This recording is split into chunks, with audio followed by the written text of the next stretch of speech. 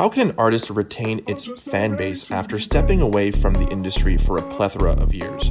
I'm going to go with Baby Keem and Frank Ocean for this example. Frank Ocean stepped away from music nearly 10 years ago, and he still has a loyal and dedicated fan base. The guy got a GTA 5 radio station.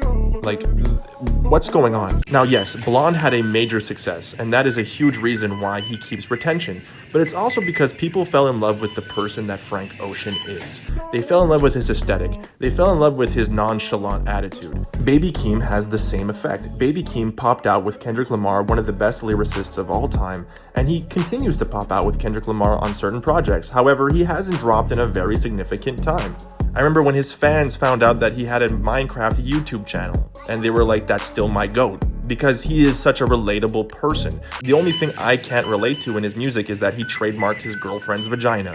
That is something that only Baby Keem can do, but regardless, Baby Keem is a very relatable person. People are in love with him as an individual and his music. And again, Trademark USA was a very good album.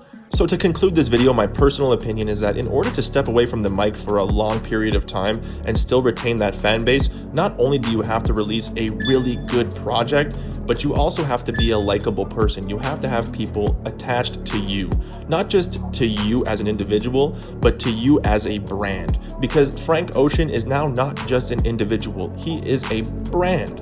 Baby Keem is now a brand. Frank Ocean still gets millions of streams every single day. The reason being, they are in love with who that man is. The fans are in love with the person that they are, they're in love with the music that they produce, and they're in love with the aesthetic that they hold. This is no different than any other brand. Look at Nike.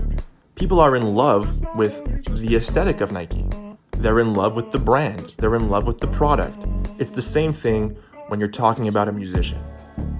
That's all I gotta say. Have yourself a great day.